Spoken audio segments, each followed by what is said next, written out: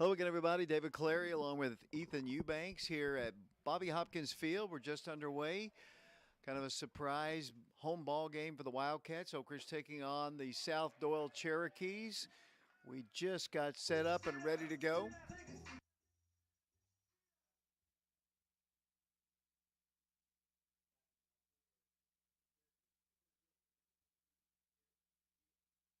Jerry Beals, the center fielder, the batter now. If those of you just joining us here, I'll have to turn the mic off every time Coach Branson plays the music, so be prepared for that. We're working on the scoreboard aspect of our broadcast as well. Cam Welch is the pitcher for the Wildcats. He gave up a leadoff single to right field to start the ball game, and he has just hit a batter here. And they've got runners at first and second with one out. In between, there was a strikeout. And here's Holden Lowe. He is the shortstop. Let me catch up with my book here. Right-handed hitter facing the freshman who throws from the left side. Very beautiful day here at Bobby Hopkins, but very rainy at South Doyle. As the pitch is low and inside, and the count is now 1 and no strikes. Ethan is working feverishly to get the scoreboard up on the stream. Runners at first and second for the Cherokees. This game originally scheduled for at South Doyle, but they moved it at the last moment. That's why we're on. Ball bounces away. It's a ball. 2 balls and no strikes. Joey's not with me today. Neither is Vashon or Kayla, but Ethan has offered his services to us.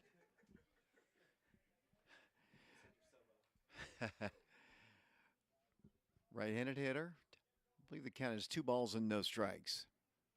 Cam comes to the plate, hit foul, back to the screen, and the count is 2-1.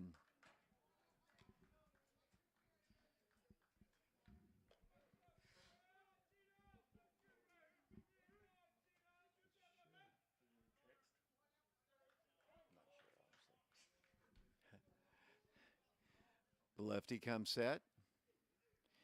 And the pitch. Hit on the ground. Shortstop. They've got one at second. Back to first. In time. No, they drew him, pulled him off the bag. The umpire in the field said, throw just a little bit wide. Took Tyler off the bag towards the right field line. And so they get the out at second. That's the second out of the inning. But the runner is safe on the fielder's choice. 2 outs now. Top of the first inning. Conversation between Mikey Teasley, Jason Slay, Caden Black. I'll set the defense for the Wildcats. Now the officials are talking, the umpires are talking about it, and they're going to continue to say he is safe. And it did look like he took him off the bag with the wide throw. Tyler Pickens is the first baseman. Jason Slay is the second baseman. Caden Black is the shortstop. Mikey Teasley is at third. The Wildcat outfield, right field. We got Riley Rehill in center field, Richie Ferreira.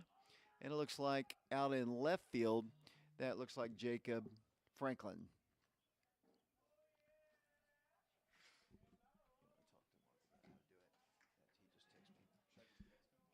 Yeah, first pitch is a ball.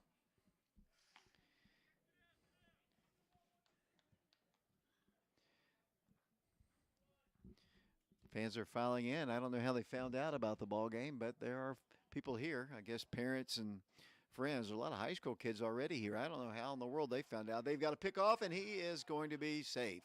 He was leaning towards second base and very fortunate to get back to the bag. Runners on the corners. No runs in to this point. Cam Welch getting, I believe, his first start in a varsity ball game. I don't remember any of the other games that he has started. He has pitched, but I don't think he has started a game. Here's the pitch to the plate. There's a called strike.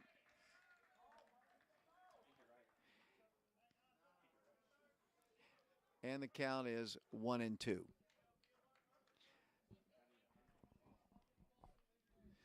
Cam is a freshman.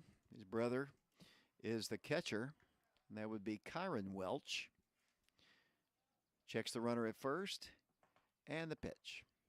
Hit it on the ground to the second baseman. They've got the force out at At second base, Caden Black takes the throw, and no runs come in. They allow a hit batsman and a base hit, but no runs score. We go to the bottom half of the first inning here at Bobby Hopkins Field. Oak Ridge and South Doyle are scoreless. The Wildcats coming to bat.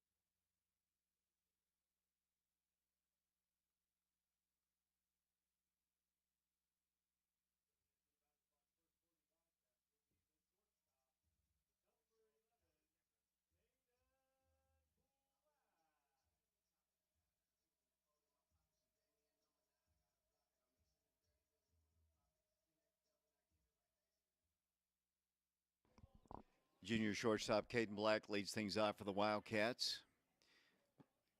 First pitch cut on and missed. Kind of 0-1. To get things rolling once again, or we had things rolling a moment ago. Scoreboard still not quite right as that pitch is hit on the ground. Second baseman fields it on 3 hops, has to throw quickly and does, and retires Caden Black for the first out here in the first inning. Stepping in now for the Wildcats, the third baseman, number 3, Mikey T.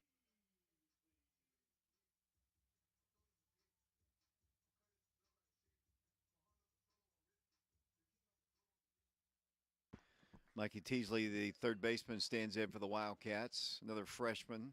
Pitched to him as a breaking pitch. Said he caught the corner, looked outside, but the count is 1 ball and no strikes. Bottom of the first inning here, Bobby Hopkins pitched the plate. That's a fastball for a called strike. That did catch the corner at the belt, and he falls behind, no balls and 2 strikes. Thank you, Ethan. And now you can start working on the camera, which is already recording. That pitch was a ball. 1 ball, 2 strikes. Pitch to the plate is hit on the ground, third base side. He fields it cleanly, throws on the first in time for out number 2. So 2 up and 2 down for the Wildcats. And the batter now will be the first baseman, Tyler Pickens. Will be the first baseman, number 2, Tyler.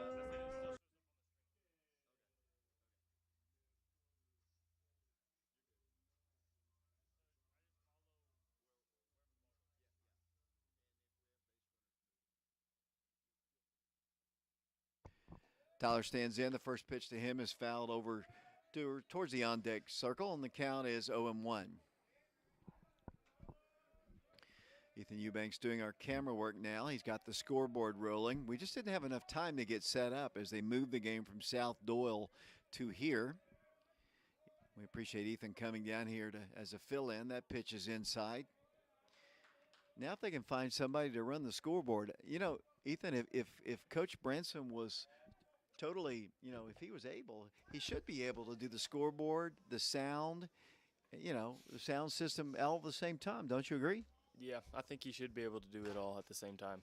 Ball's hit on one hop to the second baseman, and Tyler Pickens is out number 3. So the Wildcats go quickly here in the bottom half of the first inning. We are scoreless. We go to the second inning here at Bobby Hopkins.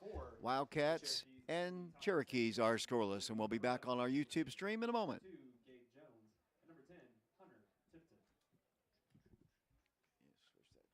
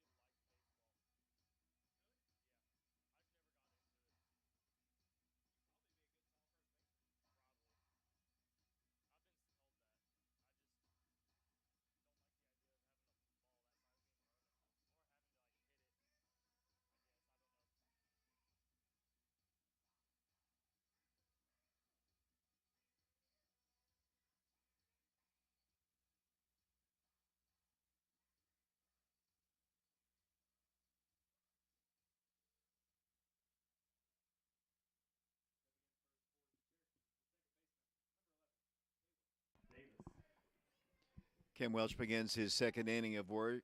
He'll be facing looks like the 7, 8, and 9 hitters in the lineup. 6, 7, and 8, correct.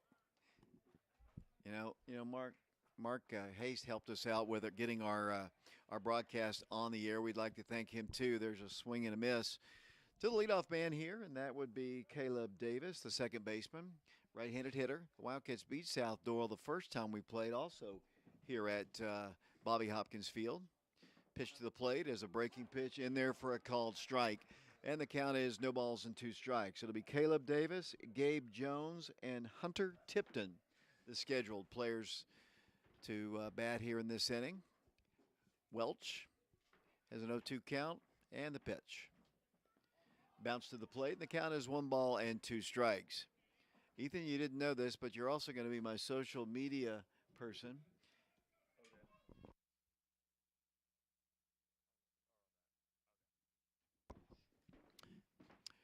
1 ball, 2 strikes, the count. Welch has the sign from his brother Kyron. The pitch to the plate, cut on, a missed. And that is a swinging strikeout, and that is the second strikeout of the ball game for Cam Welch, and that is out number 1 here in the second. And the batter now will be the right fielder, Gabe Jones. For the Cherokees, the right fielder, number 2, Gabe Jones.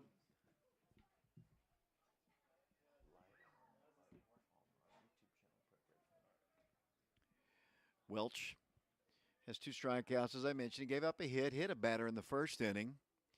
Seems to have settled down. That first pitch is a ball. 1 ball and no strikes. If Ethan had known that he was going to have to do everything, he probably wouldn't have agreed to show up. But he is here. Remember the Wildcat football team and basketball team as well. Here's the pitch. Cut on, a missed. And I believe the count is even at 1 ball and 1 strike.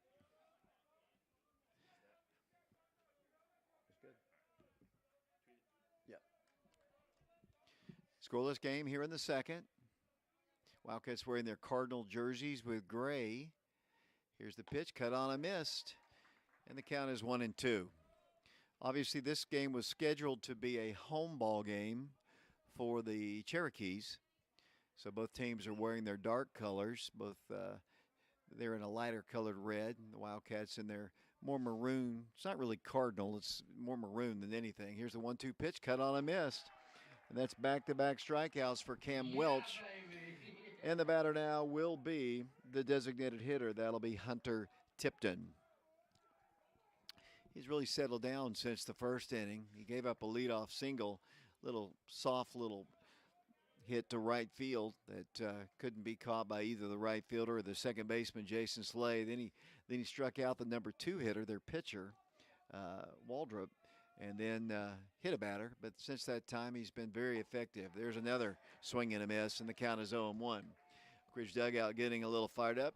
I thought Coach Branson was going to have the help of Jackson Anderson to help you with the scoreboard, but I guess not. It looks like he is going to have to do the scoreboard and the PA. Here's the pitch, breaking pitch. Oh, that's a beauty. Just came in from the left side, hit the corner of the plate, and Cam Welch is ahead in the count. Now no balls and 2 strikes. Trying to get a 1-2-3, trying to strike out the side. Let's see if he can do it on this pitch. Here it comes. He does. 3 guys up, 3 guys strike out, and the Wildcats will come to bat here in the second inning. We're live at Bobby Hopkins Field on our YouTube stream. This game originally scheduled for South Doyle. The Wildcats of Oak Ridge coming to bat. In the bottom of the second, it'll be Ferreira, 10, and Camden Welch, the scheduled 3 in Coach Travis Free's lineup. And we'll be back to Bobby Hopkins Field in a moment.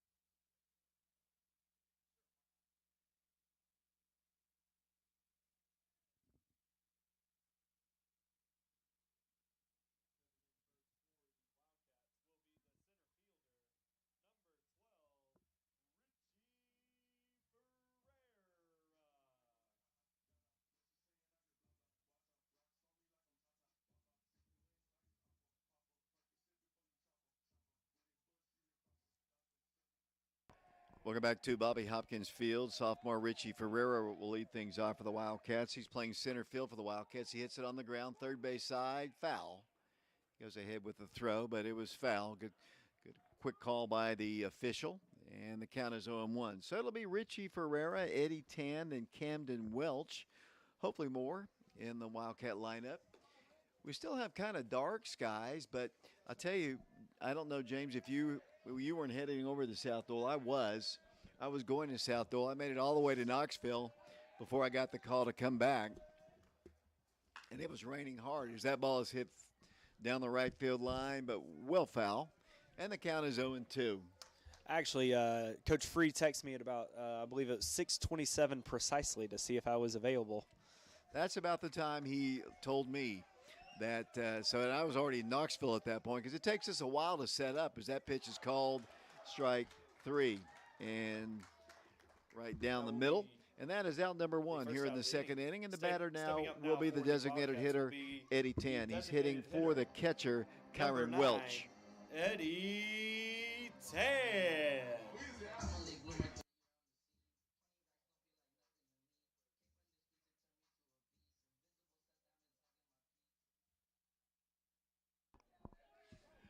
James, remember to turn down your mic while you play that music, as that pitch is a called strike. I did that time, David. And now James is doing the PA, keeping the scorebook. That ball bounces back to the fence, and the count is 1-1 strike. And now he's doing color. I tried to get Ethan on here. Ethan's a basketball, football guy. Doesn't know much about baseball, he said. He probably knows more than he's letting on. No. He says no. I would think that he would, David. Ball is hit foul at the plate. Eddie Tan, he's a transfer from Hardin Valley Academy, who incidentally, I think Hardin Valley is the number 1 team in the state right now, leading their district. Really? Yeah, I think so. Breaking pitch cut on and missed, and that's another strikeout. And that is the second strikeout Stepping in now for the for Waldrop. Wildcats will be And number the batter now 23, will be number the pitcher, 23, the pitcher, Camden Welch.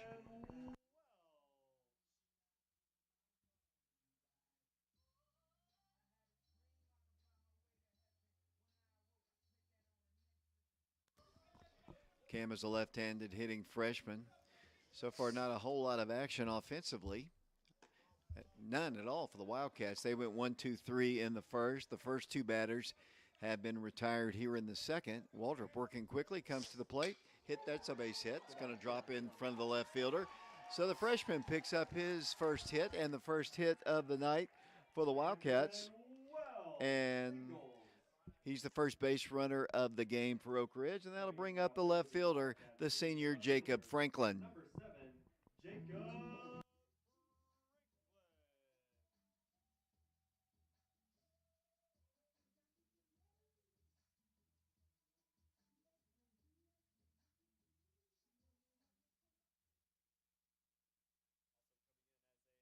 designated runner will be number 10, Izzy Mitchell. Izzy Mitchell will be the courtesy runner for the pitcher Camden Welch at first. Here comes Jacob Franklin. As I mentioned, he's playing left field for the Wildcats. Senior. Izzy with a really big lead at first. Waldrop looks that way and draws a throw as he does, and easily back to the back he goes. As I mentioned, this game was originally scheduled to be played at South Doyle, but I don't know if they have a tarp or don't have a tarp, but it was raining hard, I can tell you, in Knoxville, as that pitch is a called strike. The ball's on one strike to Jacob Franklin. So they moved the ball game here. So it's twice South Doyle has come to Oak Ridge this season already. South Doyle's got a tough district, David. They do. South Doyle's a good team. Oh, boy, that's a close one. Izzy barely got back to the bag. More and more fans filing in, a lot of high schoolers. Don't see the typical basketball and football guys we've been seeing recently, but here's the pitch, breaking pitch hit on the ground. To the shortstop, he goes the short route and has the force out at second base for the third out of the inning. The Wildcats pick up a base hit. Camden Welch with the hit, but he is forced out at second. We go to the top of the third inning here at Bobby Hopkins Field, and we are still scoreless. My name is David Clary, along with Ethan Eubanks. We're on our YouTube stream, Prep Radio, and we'll be back in a moment.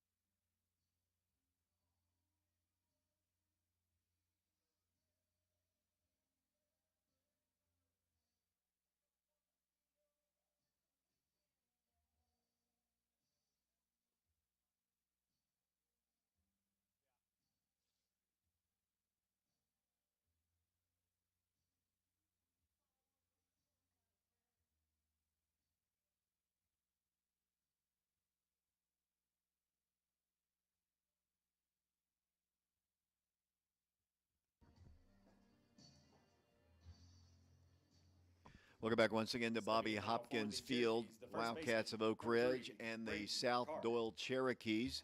Playing for the second time this year, the Wildcats won the first meeting here at Bobby Hopkins. It'll be 9-1-2 facing Cam Welch in the third inning of a scoreless ball game. Cam, I believe, getting his first start. James and I were conferring on that. I have not seen him start a game this year. We saw him pitch at Campbell County some. As that pitch is a fastball outside, 1 ball, no strikes. You know, you mentioned that Hardin Valley was the #1 team in the state. They're also in the same district as Powell, Maryville, and South Doyle. So that's a loaded district, isn't it? Well, Hardin, yes, most definitely. I was talking about Hardin Valley being #1 in the state. Right. Yeah, they are with Farragut, Maryville, Bearden. That's the district they're in. That's a crazy district. Yeah, and Farragut's in third place in that district right now, behind Hardin Valley and Bearden. Who would have ever thought that? Well, it's like I always tell people.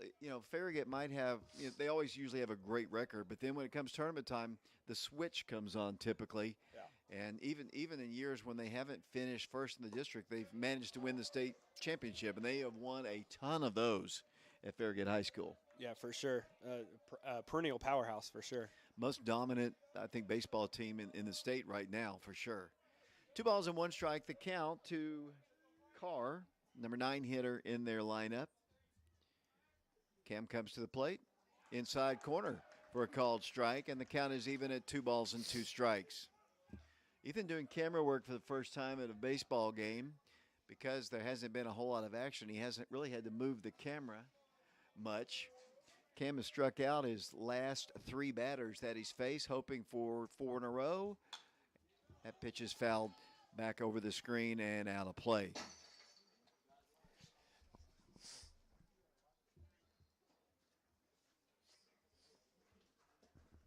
I hate not to talk to Ethan. I usually, when I have nothing else to say, I just interview him or get somebody else to interview him. 2 balls and 2 strikes, the pitch. Bounce to the plate. Count is full, 3 balls and 2 strikes. Cam seems to be living on the outside of the plate. That's where he's getting a lot of his strikes called so far tonight. Yeah, he comes from the left side. He's got a nasty breaking pitch. It's come across the corner of the plate. Let's see if he can finish off Mr. Carr right here. 3-2 pitch. He does. A swinging strikeout, and that is out number that is out number 1 in the inning. Stepping in now. And for back the to the top of the order we go number to 9, the third baseman. number 9, the third baseman, Faust. Jaden Faust. Jaden singled to right, his first plate appearance. 5 strikeouts now in the ball game for Cam Welch. That's 4 straight, David. 4 straight, correct. All swinging as well. The pitch, down low a ball, 1 ball, no strikes. You know what we should do, James? We should like question him, Ethan. He's in the middle of us right now about different things involved with baseball. What do you think? Just different types of baseball trivia? Yeah. Let's see if he knows any of it. I think he's turning red. I don't think he wants to do that. Does he know who the all-time true home run king is? The true home run king Not of the all fake time. one. No, I don't. That would be Henry the Hammer Aaron, Hank Aaron. He's the true home run king. There's a pitch cut on and missed. The fake home run king is Barry Bonds, but he did it in the steroid era, and only has like 10 more than Hank, who did it the right way, the correct way, the only way. 1 ball, 1 strike. There's another breaking pitch in for a strike, and he really has that breaking pitch going well for him, James. Yeah, it's kind of eating up the outside of the plate. As you say, it kind of starts right there along the left-handed batter's box, line, and it ends up right eating at the outside of the plate. 1-2 pitch, hit on the grounds to the shortstop. Great play by Caden Black. Throws on the first in time for out number 2. Caden fielded it. The ball was hit hard. He has great range to his left. He was able to field it. He dropped it right at his feet, but had Stepping in plenty now of time for with that the good arm of Cherokees his will be to throw out The pitcher, fouls number 13, for the Eli. second out of the inning.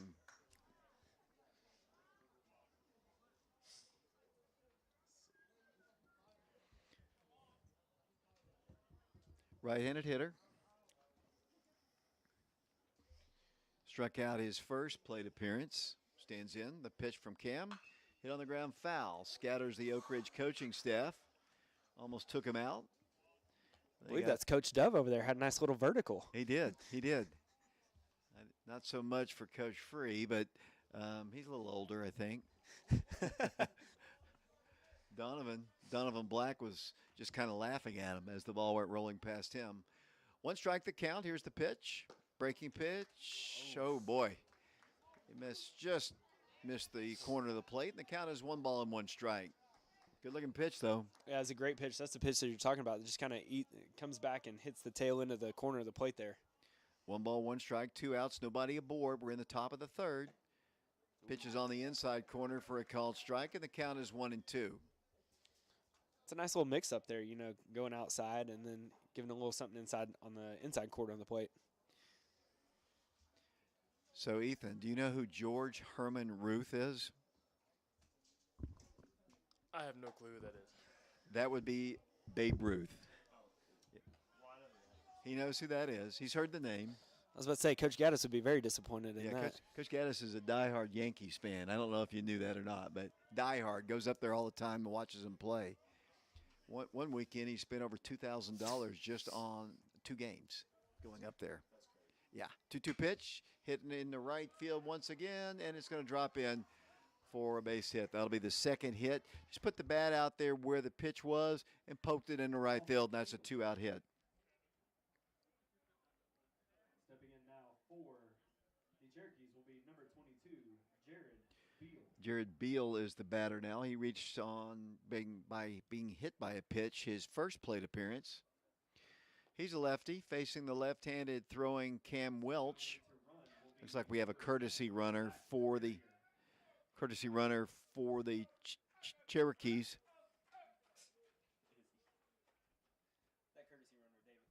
That courtesy runner, David, will be Zach Barrier. Okay. I was walled off by the roster. I couldn't see that barrier. It's very hard to see around. Do you think Ethan got that? Wall, barrier. It's kind of a pun. He didn't get it. We do have a new nice barrier here in front of us, though, and on the sides. Yes, we do. They put up the netting on both sides and right in front of us. Really looks good. They've done some great improvement. Joey brought his drone out here yesterday and took some really good aerial shots of the field, and it really looks good. Pitches a ball, and the count, I believe, is now. I believe it's 2-0. 2-0. See if the umpire. Just waiting for the signal to make give sure. The signal. It is 2 balls and no strikes. Thank you, Mr. Umpire. 2 balls and no strikes. You'd be surprised how the acoustics are. He can hear just about every word we say. And that's why sometimes I direct it towards them when I don't agree with what I see. Here's the pitch, hit on the infield, straight up. It'll be the first baseman calling for it, but it's going to be the catcher, Kyron Welch, who makes the play for out number 3. So the Cherokees pick up a base runner on their second hit of the ball game, but they leave him stranded. We go to the bottom of the 3rd inning. Wildcats of Oak Ridge and the Cherokees of South Doyle are tied at 0. And we'll be back on our YouTube stream in a moment.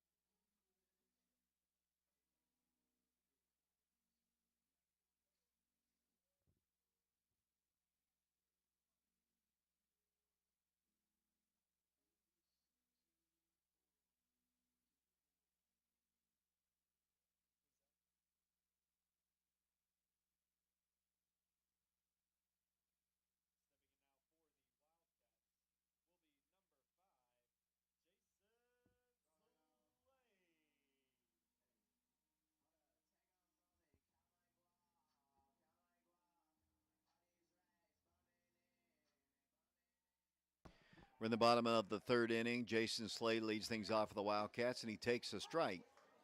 And has no balls and 1 strike. I was going to interview Ethan about Margaret Gottschall, former coach at Oak Ridge High School and longtime teacher and actually neighbor. Ethan, tell us about Miss Gottschall and your memories of her living next door to her. Probably should turn the mic on. She was like old because I knew her when she was like 90 something, but she was a nice lady. Really nice. Yeah. And she lived in that house, I think, forever. Yeah, As I that think so, pitch too. is a breaking pitch up high, 1 ball and no strikes. I told you this during the break. Not only did she teach me, she also taught my mother. So she was a teacher at Oak Ridge High School. She told me some wild stories about the first ever state tournament trip by the Oak Ridge basketball team, where the cheerleaders' uh, car, it was a station wagon. I don't know if you know what a station wagon is, but it was a station wagon, broke down, and the head coach tied a rope to the back of his car and towed her car all the way to Murfreesboro.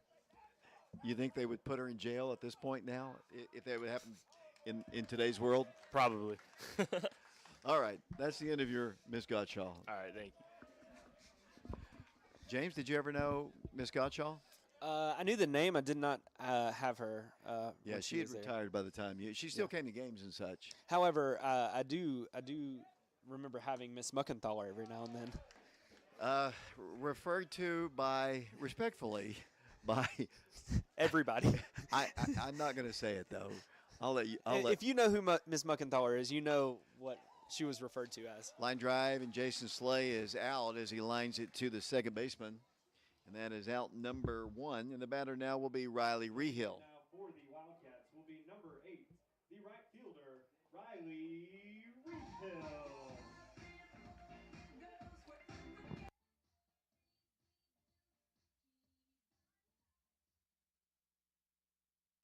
So Riley Rehill stands in, breaking pitch. Did he choose that song himself there, James? I don't know that he would normally choose that song. He did not. That was chosen by Alex Franklin for one song for him. Okay. There's a called strike, and the count is 0-2. Riley is a senior. He didn't even get out of the box because Waldrop's working quickly. The 0-2 pitch, evidently just a little bit low, and the count is 1 ball and 2 strikes. Top of the order, and Caden Black on deck for the Wildcats. Riley stands back in. The pitch to him is hit on the ground, right back to the pitcher. He fields it cleanly, underhands it on the first in time for out number 2. This game is just flying on by, and the batter now will be Caden Black. Caden grounded out to the second baseman in the first inning.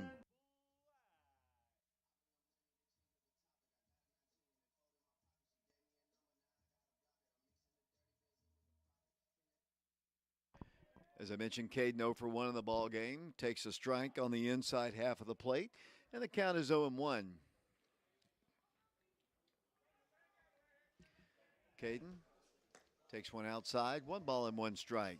I'm not gonna lie, David. This is just a little bit stressful over here. It is.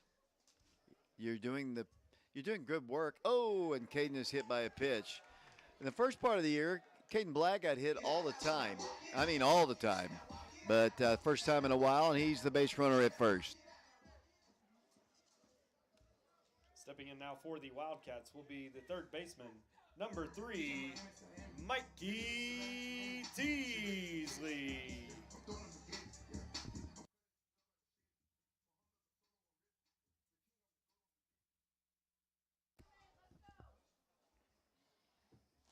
Mikey Teasley stands in for the Wildcats. Let's see. Mikey. Let me see here. That was Riley Reed. He grounded out to third base in his first at bat. Thank you. Stands in. I wrote it in. I wrote Riley's in on the wrong page. So, you never should use pen when you're doing a scorebook. First pitch to Mikey is a ball outside. 1 ball and no strikes.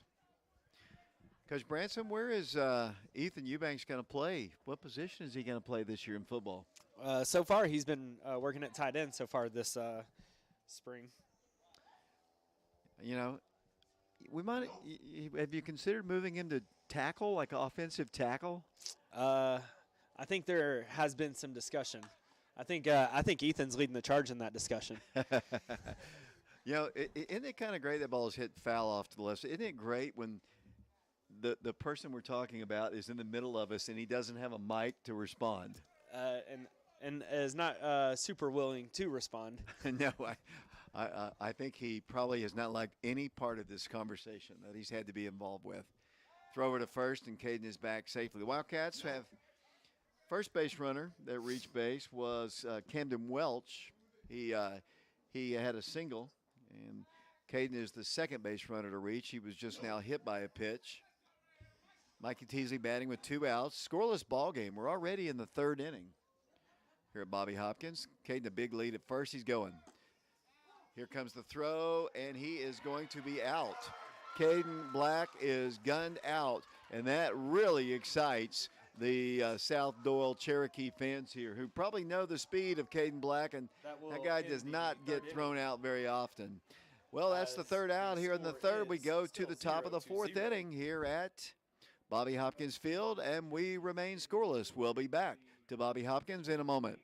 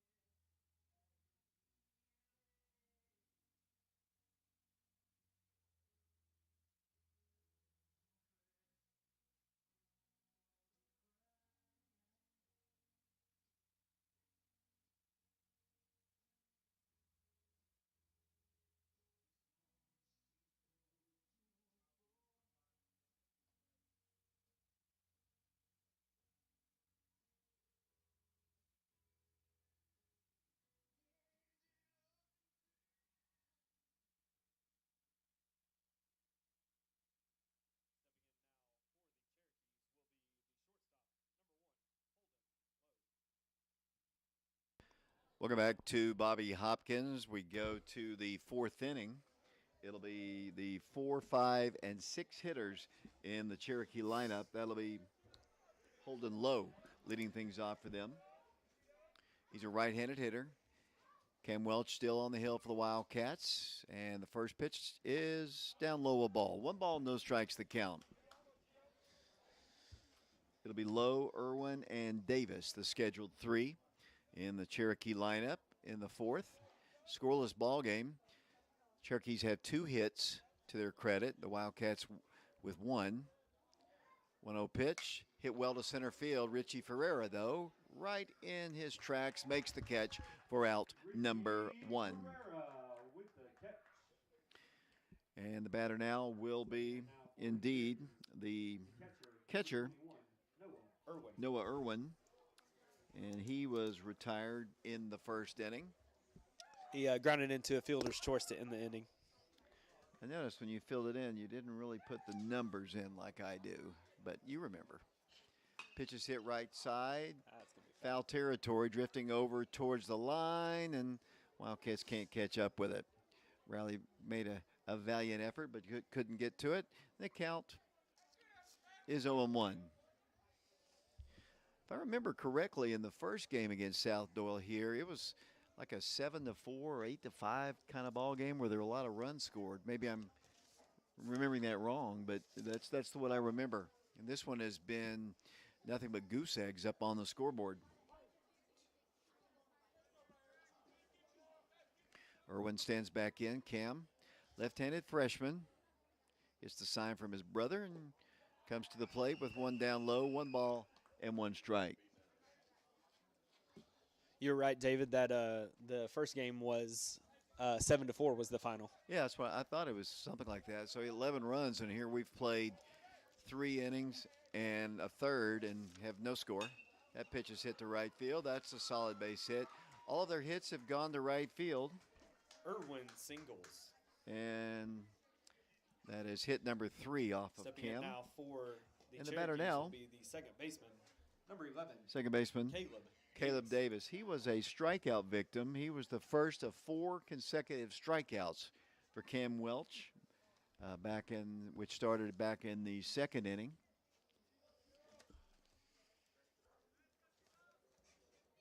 You know, David, in the first game, I was just checking my scorebook. South Doyle got out to a 4-0 lead in the 3rd inning, and then Oak Ridge really rallied after that. I remember that. As Cam comes to the plate, cut on and missed. What I noticed about the way Cam kind of mowed his way through the bottom half of their order, and that's really basically what he did. He got a lot of swinging strikes. His breaking pitch was strong. He's got a runner at first, the third hit of the game for the Cherokees, and he's going to go over that way. And Tyler Pickens, the first baseman, holding him on. So I've been mentioning this game was originally scheduled for South Doyle, but still raining over in that area. It cleared off, and they made a wise decision to come over here because it's kind of cleared off pretty nicely here.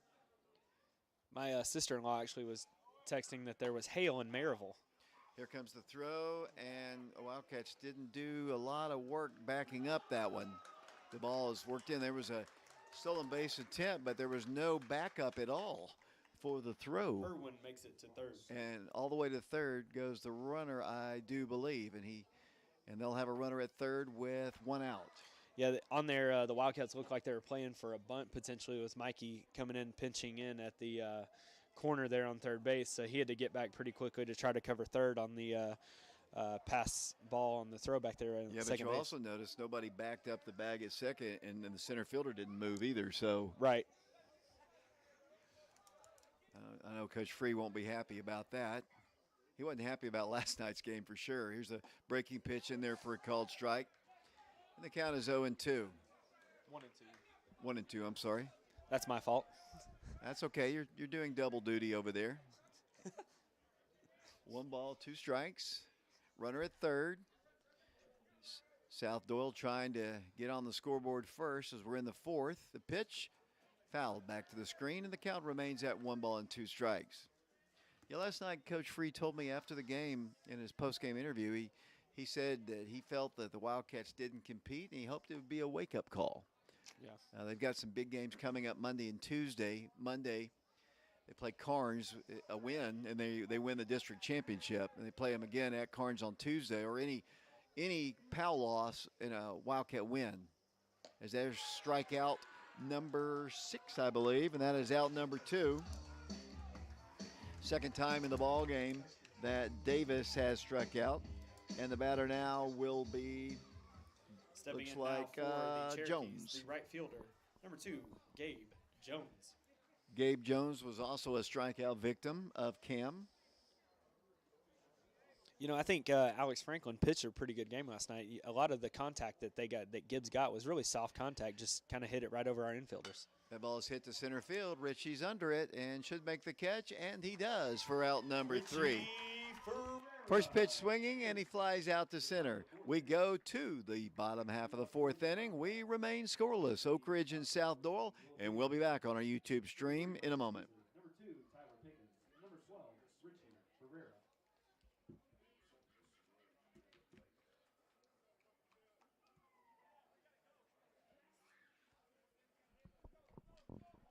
Dun, dun, dun, dun.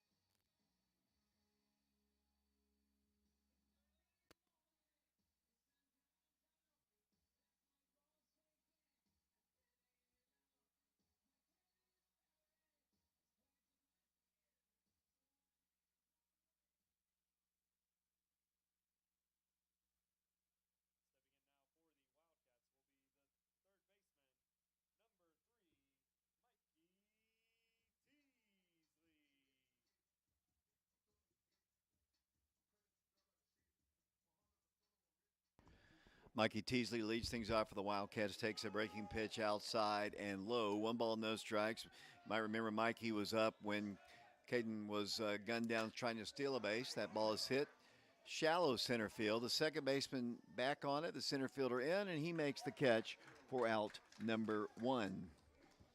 We're in the 4th inning. We have no score. Oak Ridge and South Doyle, both pitchers doing a really good job, obviously.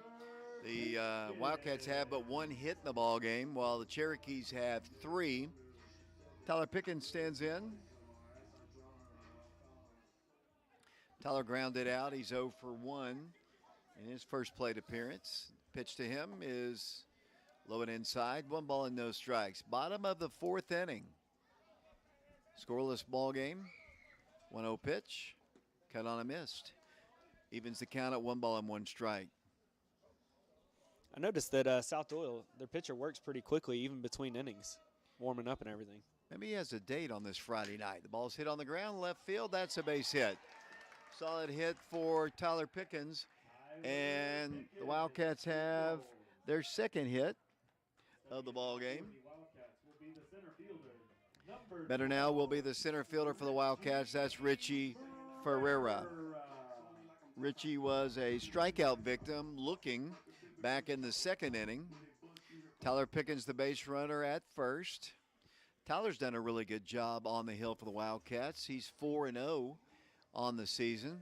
I know you got a chance to coach him a little bit, James, during football season. Great addition to the high school. Takes a good lead off of first. The pitch is hit foul back to the screen. Yeah, and, I think you mentioned this several times about Tyler and Eddie both. They have come over and really kind of embraced Oak Ridge and the atmosphere, and they really like it here. And I've talked to both of them. They said that it's just kind of, a full high school experience. Yeah, I interviewed both of them on the TV show as Tyler draws a throw over to first, and he's back safely. They both talked about the culture being so much better here than in Hardin Valley. I mean, that's their words, not mine. And it's good to hear. And glad to have them here. They've contributed. Eddie on the baseball field, and another throw over to first, and Tyler is back safely. And, Tyler, he's a guy that's always going to give you as much effort as he can, and that's what you got to love about him in the game as well, is that he's going to go full speed the whole time, and you kind of see that come out on the mound sometimes, maybe when he doesn't get the calls that he likes. Yeah, he had an umpire pretty upset with him one game. Good lead at first, and boy, that's closer. Barely got back that time. Nope is right, but it was a lot closer. He actually took a bigger lead than he did the previous time. Waldrop working on him. Here's the pitch. Cut on a missed. And Richie is down in the count. No balls and 2 strikes. I'll tell you somebody who's really been surprising me, honestly, with his hitting, not so much his pitching, has been Alex Franklin. Mm-hmm. He's really been hitting the ball well for the Wildcats. And he didn't think he'd get many at-bats this year, but he's been very solid. Come back and talk about him. He's not in the lineup today as he threw yesterday. But he has been very solid at the plate for the Wildcats. Been really good, and I think came in and helped in the Central game get on base and kind of move some people over that helped the Wildcats end up winning the game in the 7th inning. Breaking pitch hit on the ground, past the pitcher to the second baseman. He steps on the bag for 1, over to first for the double play. So the Wildcats get a base runner, and once again a nice defensive effort by the South Doyle Cherokees, and that is a double play, and that is the end of the 4th inning. We go to the top of the 5th inning here at Bobby Hopkins, and we remain scoreless, Oak Ridge and South Doyle. My name is David Clary, along with Ethan Eubanks and James Branson. We'll be back on our YouTube stream in a moment.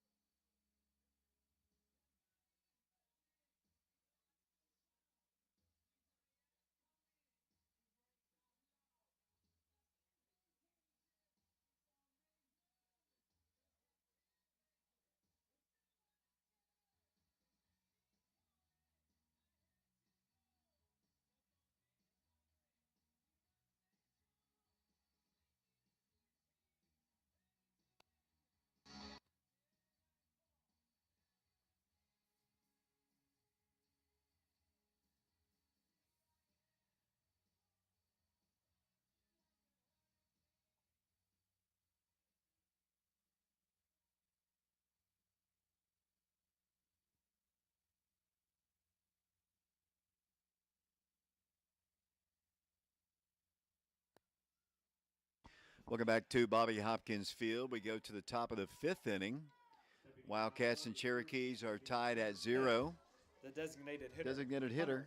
Tipton. Hunter Tipton stands in. He was a strikeout victim swinging back in the second inning. Cam has several of those in this one.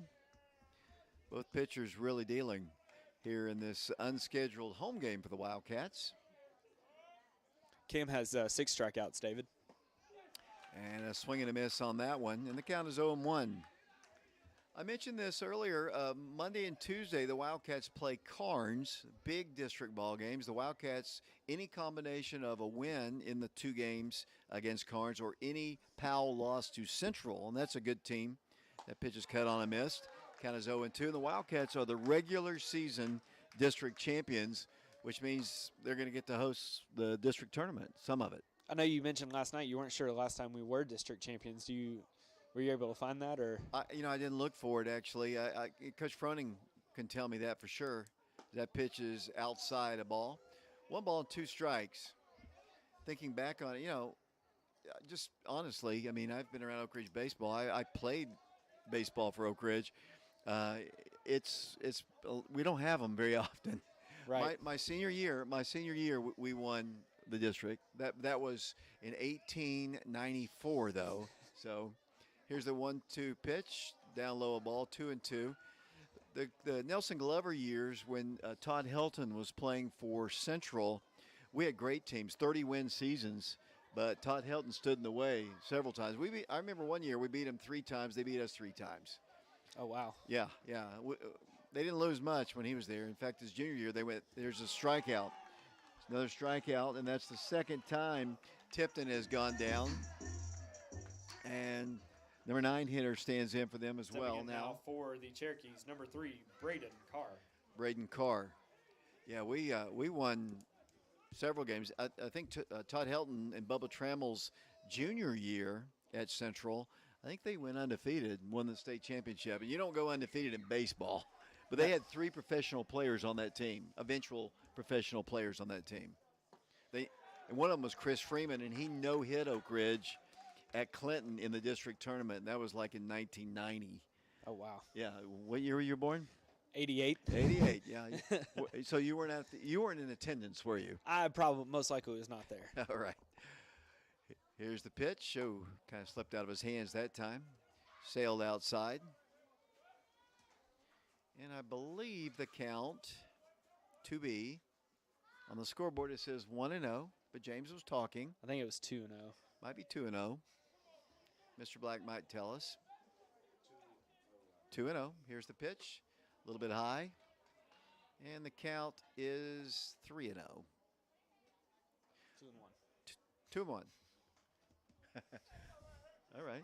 Well, that's better. That was my mistake. That's okay. 2 balls and 1 strike. Nobody aboard, 1 out. We're in the 5th inning. Cam comes to the plate. That's a strike. He wanted to swing, couldn't pull the trigger. It was a strike anyway. And the count is 2 balls and 2 strikes. That game Monday night will be a home game for the Wildcats against Carnes, and Tuesday will be the away game. 5:30 we'll broadcast both games from Carnes and at Oak Ridge. Here's the 2-strike pitch. That's up high. And the count now is full, 3 balls and 2 strikes. I think we're also going to do a Thursday ball game next week. I think it's at Loudon, I believe. And then I'm off to Atlanta, so it's up to you, James, to get things taken care of. 3 balls and 2 strikes. Hopefully we'll get one of those wins at Carnes, hopefully 2, as that pitch is hit on the ground, first base side. Tyler fields it and steps on the bag with ease, and that is out number 2. Pickens steps on the base. If you're scoring at home, that is 3 unassisted. And we go back to the top of the order. And Stepping in now for the Cherokees, number 9. that is number 9, Jaden Faust. He picked up a single in the first inning, and looks like he grounded out in the third. So he has 1-4-2 in the ball game. Yeah, he grounded out there to Caden Black in the third inning. Camden has nobody on base. Steps off the rubber. Looked in for the sign from his brother, who is Kyron Welch. Haven't set the defense in a while if you just tuned in. Pitch is cut on and either missed or fouled back. It bounces away and it's retrieved all the way back at the wall. What do you think about the improvements, James, of the field here? I think it looks great. You know, we've always had a pretty good looking field, like in the infield grass area, but the bleachers look amazing on both sides and behind the plate. I like what they're going to add next year with the concession stand being underneath us, underneath the press box, and obviously the netting and everything looks amazing. It's time that we get these updates to Bobby Hopkins Well, for sure. this building that we're in, I believe, was built in the 1940s, the building that we are in. So it's about time. Right. 1 ball, 1 strike. No, I was not around for those ball games here in the 1940s, if you were wondering. Well, and another thing I was going to add is, you know, And there's out number 3. We'll come back and talk about that in a minute. Soft line drive in foul territory to Tyler Pickens, and he makes the catch for out number 3. So 3 up and 3 down. We go to the bottom of the 5th inning. Here at Bobby Hopkins Field, we remain scoreless, Oak Ridge and the South Doyle Cherokees. We'll be back in a moment.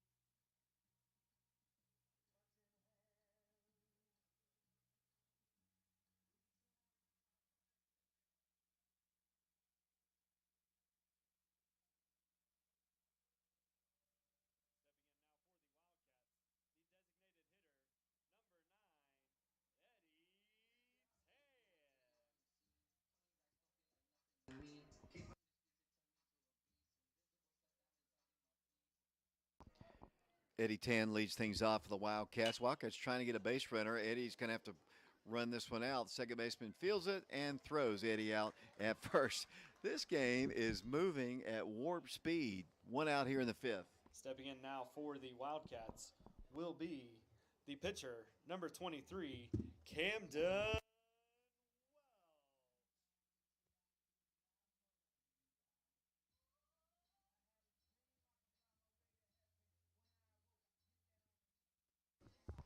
Here's Camden Welch standing in for the Wildcats. He had a base hit his first plate appearance, and he takes one down low, a ball, 1 ball and no strikes. I don't know if you just read that text message, David, but Coach David Scott, very appreciative of the history lesson we were giving. Yeah, sometimes I have a tendency to, talk about things that a lot of people are not interested in. But, the central teams of Bud Bales back in the 90s were just really fantastic teams. I mean, I didn't mention the players. It was Todd Helton, obviously, who hit 500 home runs for the Colorado Rockies eventually before he retired. Should be in the Hall of Fame, I think. And they had a pitcher named Chris Freeman. As the pitch to Cam is hit on the ground once again, softly to the shortstop, fields it on one hop, throws on the first low, but a nice play by the first baseman to dig it out, and that is out number 2. Stepping in now for the Wildcats will be The left fielder,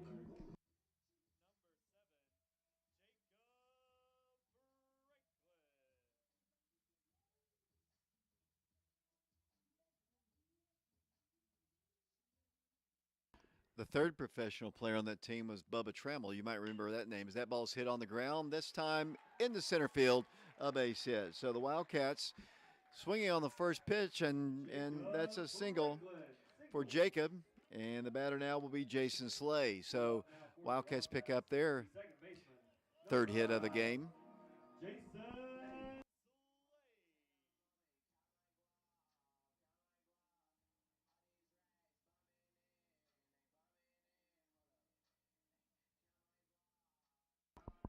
Wildcats have 3 hits: Camden Welch, Tyler Pickens, and now Jacob Franklin. Jacob needed that. That pitch is a ball, 1 ball, no strikes. The Wildcats, Caden Black got hit by a pitch, was caught stealing. The Wildcats have not had a runner in scoring position yet, I do believe. I don't think so, David. Not that I have over here. Tyler Pickens got to first base as well as you mentioned, Camden Welch. Or, Here's I'm a sorry, throw down. He Caden throws Black. the ball away. It's going to go bouncing to the fence. Let's see if Jacob can take third. He is going to get the green light. It's going to be bang, bang. Here's the throw. He's going to overthrow and off to the left, and Jacob Franklin is all the way down to third. Let's see if he's okay. He kind of comes up holding his left leg. He kind of went awkwardly back to the bag, and then he didn't really take off immediately. And that's an error on the pitcher and allowing the base runner to reach third base. So, wow, now we have our first runner in scoring position. And Jason Slay with an opportunity here. A little contact. There is 2 outs in the inning, though. Pitch is hit in the air softly. Left field, will it drop? It'll shortstop back. He can't make the play, and the Wildcats score. The ball drops in, but they're going to get Jason at second base for the 3rd out of the inning. But the run counts. The Wildcats take a 1-0 lead here as we go to the top of the 6th inning. A soft little pop that was not able to be picked up by the shortstop, the left fielder, the center fielder. It dropped in between the 3 of them, and the Wildcats have the first run of the ballgame. 1-0 Wildcats. We'll be back to Bobby Hopkins Field for the top of the 6th in a moment.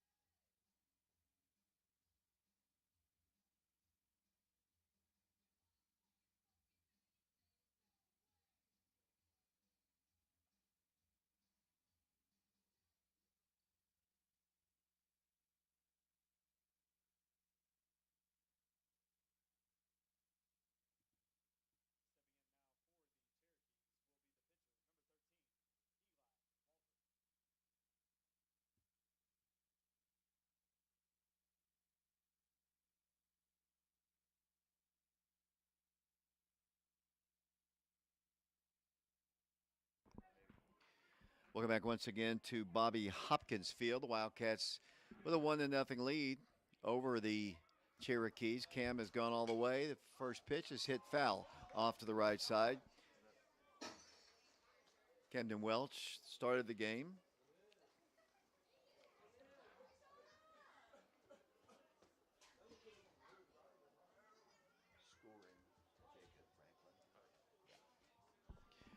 One strike the count.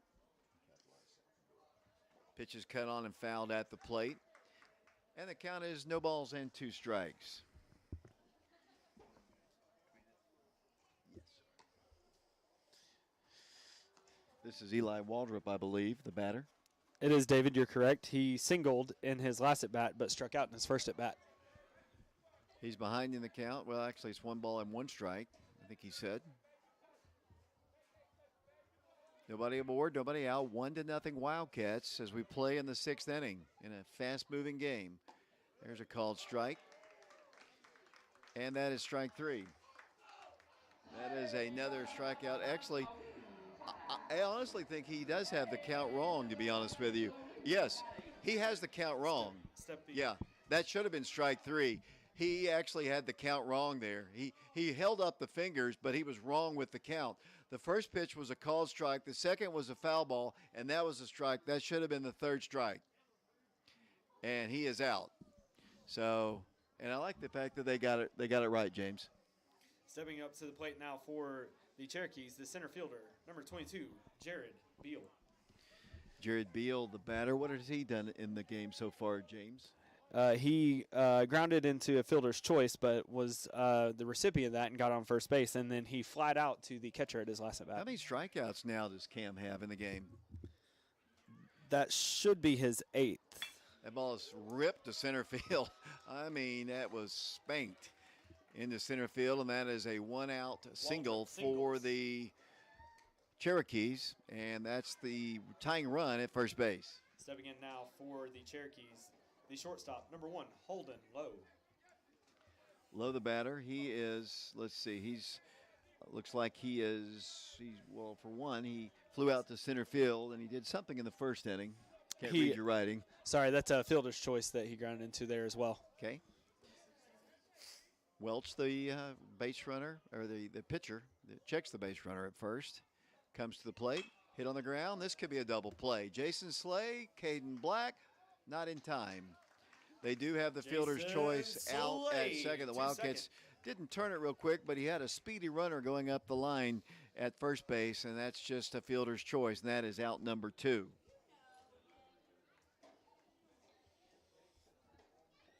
Stepping in now for South Doyle, the catcher, number 21, Noah Irwin.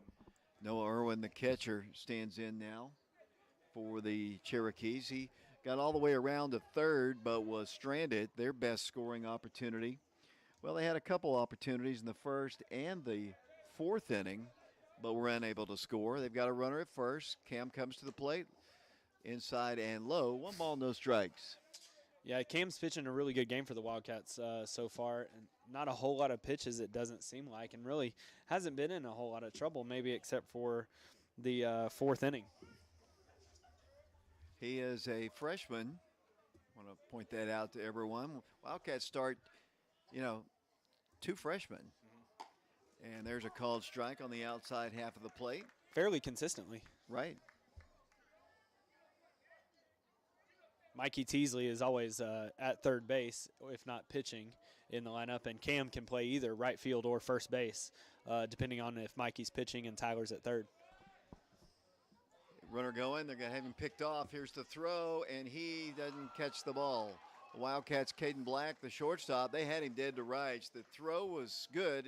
I think Caden's not a big guy. He was high. It hit off his glove, and they've got a stolen base. Lowe advances to second. Coach Scott reminded me of a Central Bobcat story. One of the Wildcats little might be injured here. I don't think Brian knew there was a game tonight here at home, so he's not here. I think Caden will be okay. But he wanted to. One time we were playing Central, and right before the ball game, Todd Helton got hit in the head here in warm-ups here, but he continued to play and obviously did Todd Helton stuff and hit home runs and stuff.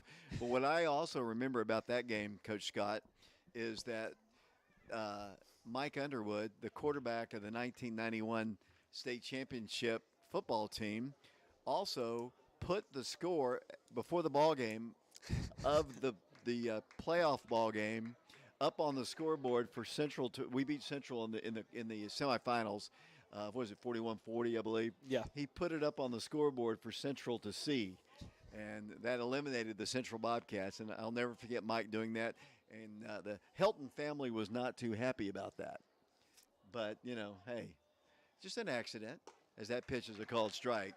Just an accident that it got up there 41-40, right? Yeah. I believe that I also heard a story one time of Todd Helton coming to a Braves game, and somebody had a sign of what you said. You did it one too many times, Todd Helton. Yep. Well, let's not talk about that. Coach Gaddis says the Central people still get mad at me for that. It's just one of those things that Ron Black, who is Caden Black's uncle, intercepted a pitch, took it back for a touchdown, and I did say, you did it one too many times, Todd Helton, because during the game he had done the same thing where it looked like he was fumbling it, and just barely getting the pitch off. At that time, Ron anticipated, took it back for a touchdown, and the Helton family didn't like that either because I called him out by name. There's a swinging strikeout, and that is out number 3. So they leave the runner in scoring position stranded, and Cam Welch, the freshman, is dealing here at Bobby Hopkins Field. We go to the bottom of the 6th inning. The Wildcats on top, 1-0 over South Doyle. We'll be back to Oak Ridge in a moment.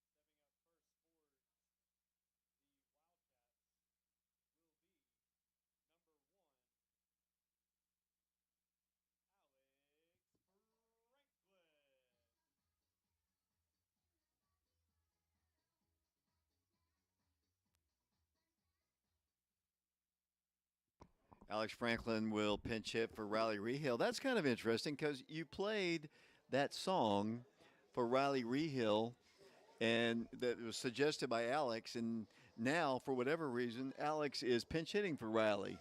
Yeah, that's one thing I was going to say about this team that I like about this team is that they they seem really tight knit and cohesive, and they like to mess with one another a little bit about their walk up songs and whatnot. And because Jacob picked Alex's walk up song. That's called strike, I believe. And here's the 1-strike pitch, hit foul back to the right side. We were talking about Alex earlier, how he's really come alive at the plate, and he was up for Prep Extra Player of the Week this week. Yeah, when you take a no-hitter into the 7th inning, you're in Prep Extra honors, I guess.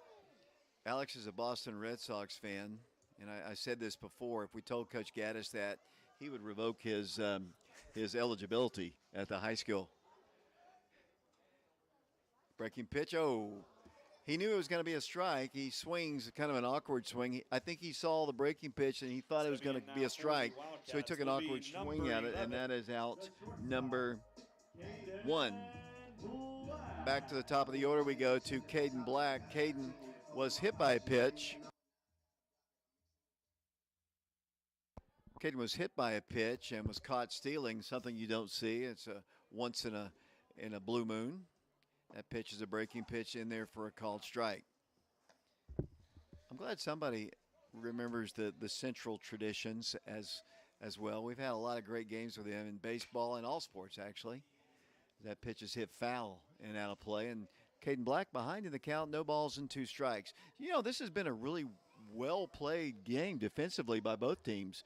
The one mistake was the error by the pitcher trying to get the runner that'll advance the Wildcats all the way, Jacob all the way to third. That pitch is outside the ball. But for the most part, they've played well in the field, and so have the Wildcats. Played really well, and we talked about just the opposite of the previous game earlier this season, a 7-4 game versus a 1-0 game here tonight so far. Yeah, Cam Welch, just a great job, doing a great job tonight with pitching, and he has a chance to have a complete win. Wildcats could use some insurance. Oh, nice play down at first, a one-handed grab. Really nice play. Even the coaches are fielding well tonight. Yeah, it really was a nice play. And, David, I was going to comment on your Twitter feed last night. I saw that you, speaking of Joey Weston, had the drone footage. You were able to get a picture off of that. High fly ball, shallow left field, shortstop, left fielder. Neither one can catch it, and Caden Black's going to reach second.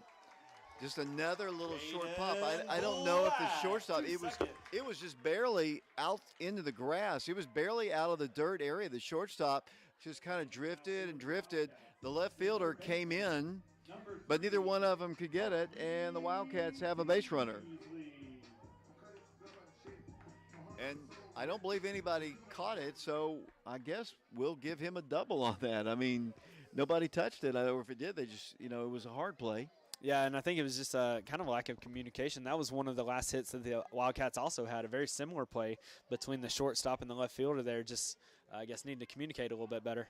Like I said, the Wildcats need some insurance here. The way only up 1-0. We're in the bottom of the sixth inning. The Wildcats 3 outs away from a quick win here at Bobby Hopkins. One strike the count on Mikey Teasley. Breaking pitch hit on the ground. There's a base hit in the left field solid, but Caden had to hold up. It goes past the left fielder, and that is going to allow the run to score. The Wildcats will have Mikey Teasley advancing to second base on the error, and the Wildcats do have that insurance run. He wasn't going to score. I don't think we should give him an RBI. He didn't come in to score until the left fielder booted it out in the outfield.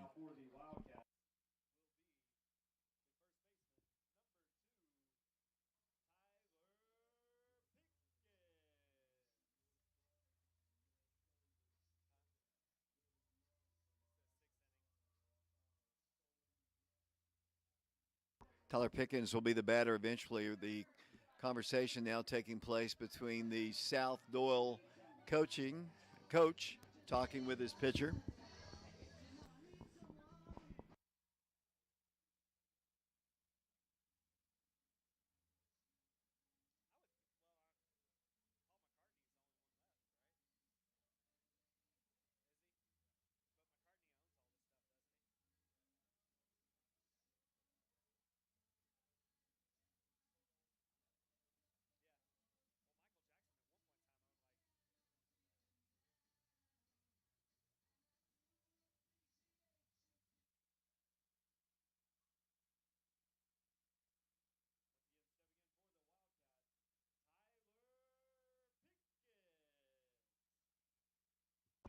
Wildcats lead South Doyle now 2-0, bottom of the sixth inning.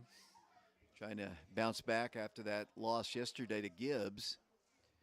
2-0 Wildcats. Change the score, James. Ball's ripped to left, deep, very deep, all the way back to the fence, and it'll hit the fence. Coming in to score will come Mikey Teasley in with a stand-up double, Tyler Pickens, and the Wildcats now lead it by a score of 3-0 here as we bat here in the sixth inning, and that'll be it for Mr. Waldrop. His night's work will come to a close. 3-0 Wildcats. As we make the pitching change, we'll take a break ourselves. We'll be back to Bobby Hopkins Field in a moment.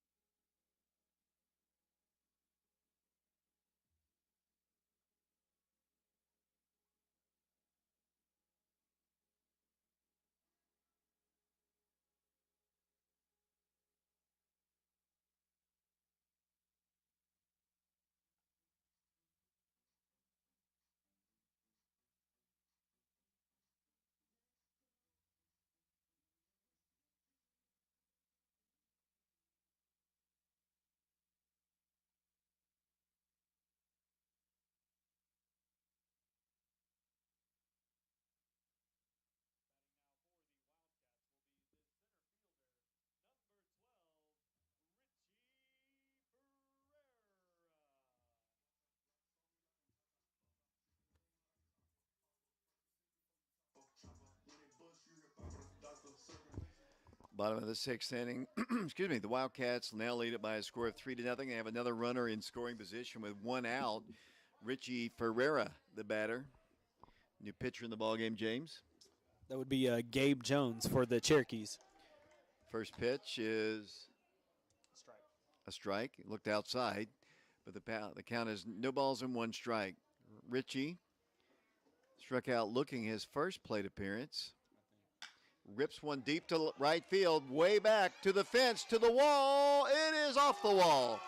Richie Ferreira heads towards second. Coming around third is Tyler Pickens, and the Wildcats lead it 4-0 on the triple by Richie Ferreira. And the Wildcats lead it 4-0. I thought that ball was getting out of here. It was way back in the between the center field wall and the right field foul post, which is about 335 feet. But it stayed in, and more importantly, the Wildcats have their fourth run of the ball game.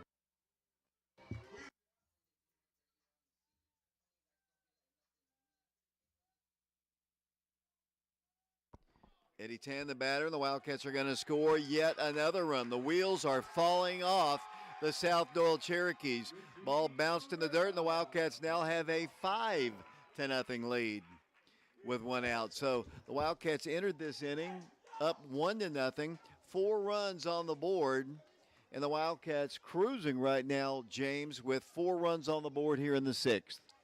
Yeah, you're right, David. And Oak Ridge is able to capitalize on the pitching mistakes there and just be able to hit them really deep and get themselves in good scoring position. And then obviously on the pass ball there. Yeah, Waldrop was looking so good, but he just kind of ran out of gas here in the 6th. And the relief pitcher has come in here, and he has given up a long fly, almost a home run, to Richie.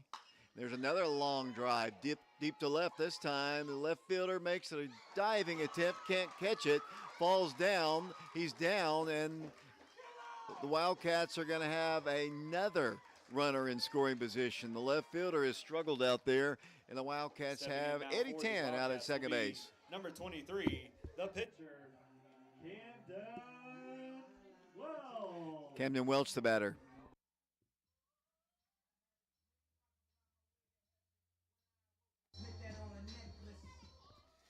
You know, David, you got to feel for the left fielder out there. A lot of the errors that have happened have unfortunately happened on that side of the field. Yeah, that was a tough play for him. That was a really tough play. He had to come a long way to get it, but you're right. He has struggled out there.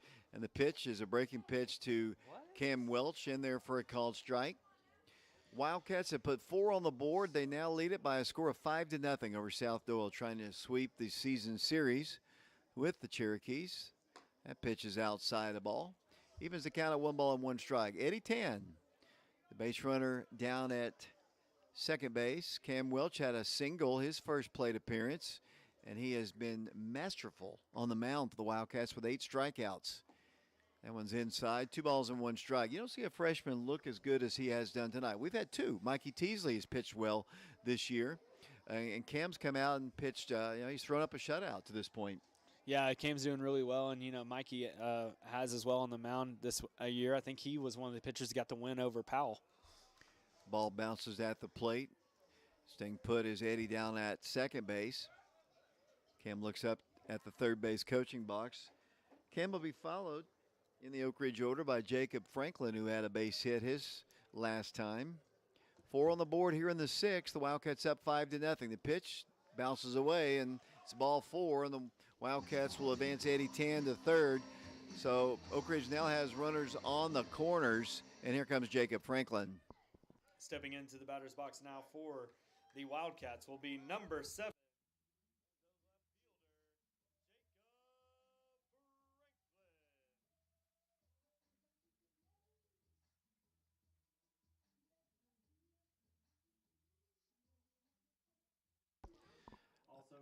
The reason we turn off our mics, just to remind everyone, YouTube takes us down when the music gets played over the YouTube. They believe that we are playing the music deliberately on the YouTube feed, and it is copyrighted, so we turn our mics down. That's why it goes silent. Our mics are working. We just have to go silent. Izzy's at first running. Pitches up high, 1 ball and no strikes. So Cam walks, gets on base with a base hit as well in this ball game. Izzy is the base runner at first. Wildcats have Eddie Tan at third. One out here, 4 runs in. Izzy's going. They're not going to throw. It's a stolen base. I believe time was called there before the pitch, David, and they're Okay. sending Izzy back to first base. Well, Izzy needed to get his sprinting in just a little bit. He takes the lead once again. You'd expect him to go again. Let's see if we get a pitch out of some sort. The pitch is down low, and he is going. Here's the throw. Cut off by the shortstop. It's a stolen base for Izzy Mitchell. Swipes second. Izzy steals the base. The Wildcats have 2 in scoring position. 5-0 Oak Ridge. As I mentioned, it was 1-0 going into this inning. The Wildcats have put 4 on the board, looking to score more. There's only 1 out and 2 in scoring position. That pitch is cut on and missed by Jacob. And the count is 2 balls and 1 strike. Ethan Eubanks doing our camera work and scoreboard work. James Branson and David Clary with the play-by-play. There's a swinging strike. Jacob now with an even count, 2 balls and 2 strikes. Oak Ridge and Carnes play here 5:30 on Monday. Tuesday we travel to Carnes for a big district ball game. That pitch is way outside. Nice stop by the catcher to keep it from going back to the wall. And the count is full, 3 balls and 2 strikes. You know, Jacob got a hit in the 5th inning, which was really key for him this game. Ball is hit, foul territory, still in play, I think. No, just barely. Just goes over the top of the fence and almost took out a Cherokee fan. And the count remains at 3 balls and 2 strikes. You know, I've noticed Ethan coming to the ball games, James. For somebody who doesn't really know much about baseball, I've seen him at the game, so that's at least something. It is something. I think he's a proud supporter of the Wildcats, just in general. Of course, in all he's sports. a proud supporter. He plays on 2 different teams. As that pitch to Jacob is hit foul this time, out of play. If Caleb Riker was doing camera work right then on that foul ball, what would he be doing right now, James? He would probably already be at your van running that fast away. Yes, most definitely. Caleb doesn't like any foul balls that he thinks might hit him. Jacob takes ball 4. And the Wildcats. That's pretty clever there, James, with the Johnny Cash on the walk. For the Wildcats will be the second baseman, number 5.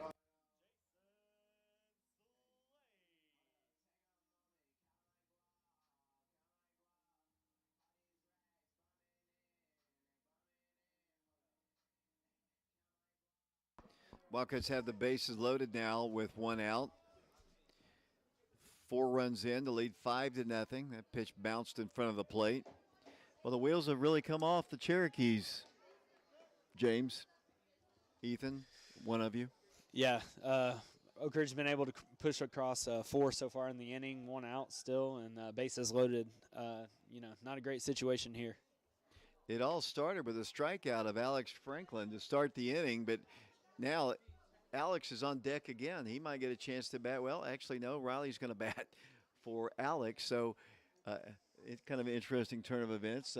Alex was pinch hitting for Riley Rehill to start the inning. He struck out, and now Riley's on deck. So he thought he wasn't going to bat this game as the ball's hit on the ground. Could be a double play. Nope.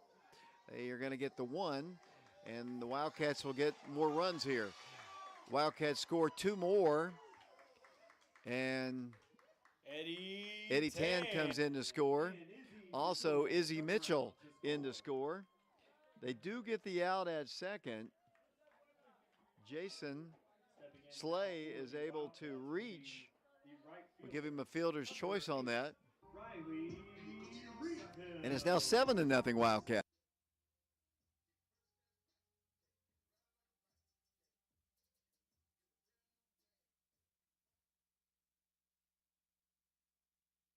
I see Jason Slay coming off Jason's still in the game. Umpire having words with the third base coaching box. Jason was coming off the field as if he were out, and he will return to second. He reached on the fielder's choice. They got the out at second. They got the out at second, but then the ball was thrown away on the double play attempt and 2 more runs scored. And Riley Rehill stands in now for the Wildcats. The pitch to him, down low a ball. So he is the 10th man to bat in the inning, James. The Wildcats now lead it by a score of 7-0. You're right, David. And, you talked about Alex started off the inning, and it's really good to see Alex out there since last night he came out of the game, ended up going back in to hit, but it didn't look great. But he said, I talked to him earlier, he said he's doing okay. James, I know you're really busy, but the fans are yelling for you to change the scoreboard, and you did. Yeah, if they only knew, as I've said, they could come up here and do it themselves, possibly, as that pitch is hit foul off to the right by Riley. And the count is 2 balls and 1 strike. The Wildcats have Jason Slay at second. The Wildcats have put 6 runs on the board this inning to take a 7-0 lead. It was 1-0. I think Cam Welch in order is well on his way to his first Wildcat win as a pitcher. Yeah, he will be the pitcher of record. And I was just going to make a comment real quick about Riley Rehill. Riley doing a great job this season, stepping in and really kind of earned his spot out in right field and has done a great job in the field, but also at the plate. Yeah, he's had some really good hitting games. That time he takes one outside. The ball bounces away, and the Jason Slay advances to third. Jason Slay to third. And Riley now with a count of, I guess it's 3 balls and 1 strike. I wish that scoreboard guy would keep up with things here. Yeah, he's pretty awful tonight. I don't know who that guy is, but he needs to be fired. James Branson is doing the scoreboard, the PA, and playing the music and doing my color. That pitch is outside, and that is ball 4. So Riley's aboard. So the Wildcats have runners on the corners, and the batter will be Caden Black. Stepping in now for the what Wildcats will be the shortstop.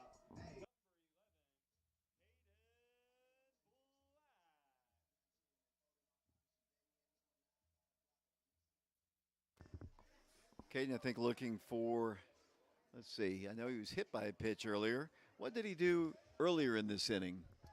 In this inning, he doubled right after Alex Franklin struck out, and eventually came around to score. Started the rally here, really, for the Wildcats. Ball's hit foul and out of play. Are these your friends, Ethan, right here in front of us? He says he guesses. They're having a good time. High school guys here watching the ball game here on this Friday night. The pitch, breaking pitch. Oh, Caden wanted to pull the string, and he couldn't, and that is strike 3, and he is out number 3 in the inning. And the catcher getting a little razzing there. So we go to the top of the 7th inning. The Wildcats 3 outs away from victory here over the South Doyle Cherokees in this unscheduled home ball game here at Bobby Hopkins Field. The game was scheduled for South Doyle earlier, but they moved it because of rain on the field at South Doyle, and it's worked out well for the Wildcats, and Jacob Franklin will warm up, and he'll come in for Cam Welch.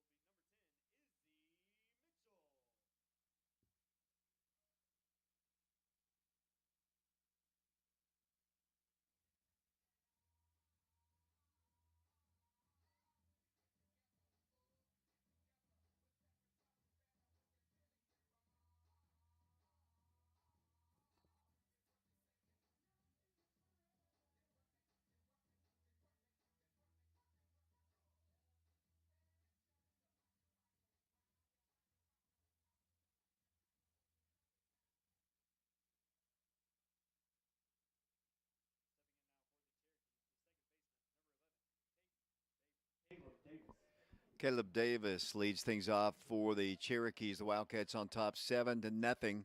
Jacob Franklin takes over for Camden Welch, who struck out 8 and in line for his first victory. And let's see what Jacob can do. The side armor throws one, and it's hit foul up the third base line, and the count is 0-1.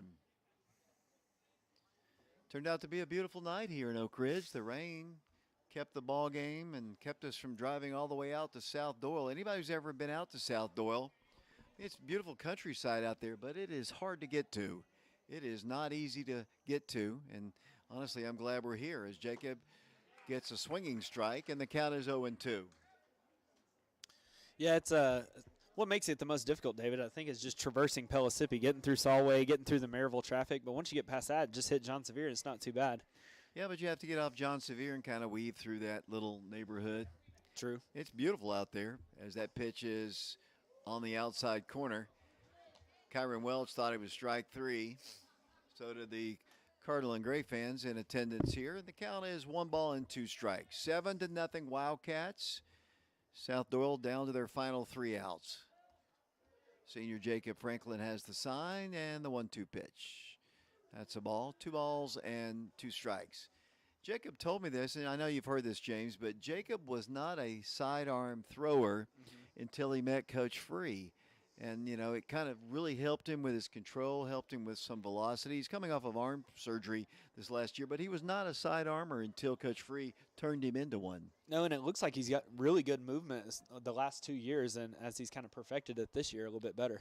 2-2 pitch, hit on the ground, right back to the senior. He throws on to another senior, Tyler Pickens, and that is out number 1. Stepping in now Number 7 hitter in the lineup for them. Number 2, the pitcher, Gabe Jones. Gabe Jones. One out here in the 7th inning. You deserve your pay after this, James. What does the baseball program pay you for doing the PA, the scoreboard? I know I don't pay you anything for doing color, but what do they pay you? You know, last year I think I got a jersey and a hat, so but I'll just be honest, I love doing it. I love coming out and watching the team. And You're a baseball guy. I am a baseball guy, and it's a lot of fun to watch these guys play. Ethan's not a baseball guy. Pitch down. He did say during one of the breaks, though, James, that he's going to a Braves game. Who are they playing? You know who they're playing? He doesn't even know who they're playing. Is it your girlfriend who likes the Braves or the team? She likes baseball in general. Well, you need an education. 2 balls and no strikes. Well, cut on and missed. You have been coming to baseball games, though. He is nodding his head. Trying to learn, he says. That's good. 2 balls and 1 strike. Nobody aboard, 1 out here in the 7th. The Wildcats trying to knock off the Cherokees for the 2nd time this year. Just a little bit. Would that be considered inside or outside? Well, I mean, it was outside of the batter's box, I believe. Right. So and behind the batter. 3 balls and 1 strike. Jacob, give us a little smile there. 3-1 pitch. That's a pretty pitch. Oh, man. I don't know where that one was. I guess that was if like you a strike throw to one me. Behind the batter, the pitch before, you're not going to get the call. For the Cherokees will be and number 10. That's a walk. Hunter Tipton. Hunter Tipton, the batter, stands in, right-hander. What has he done today, James? Hunter has struck out both times to Cam Welch previously. Jacob's got 1 out recorded here in the 7th inning. He's got a runner at first. The Wildcats 6 insurance runs in the bottom of the 6th to take a 7-0 lead. Short lead at first. The pitch, cut on a miss. I think he knew it was going to be a strike. And, you know, Jacob is not going to overpower you with just high velocity, but you're right. He's got a lot of movement and just deception with that sidearm movement, too. Ball's hit on the ground. To the shortstop. He's got 1 play. It's to first, and it's in time. Nice play by Tyler Pickens on the other end. Caden fielded it cleanly and threw a 1-hopper, and sometimes those are easier to catch by the first baseman, and Tyler did a really good job picking it, and that is out number 2. Number 3, Braden Carr. it was a really nice play there by Caden. He was Mikey Teasley was trying to make a little bit of a diving catch. Caden had to concentrate a little bit around that and make a solid throw to first base for the second out. So the Cherokees are down to their last down. The ball's hit right past Jacob, fielded by Caden, throws on the first in time, and that's your ball game. The Wildcats are victorious tonight by a final score of 7-0 over the South Doyle Cherokees. And I got to turn down the mic, but Camden Welch is the winner, and the Wildcats, the 6 runs in the 6th inning, the big difference in the ball game, and Oak Ridge wins it 7-0. We'll have a post-game show coming up in a bit. I've got to turn off the mic, or they'll shut down the stream. 7-0 is your final here from Bobby Hopkins.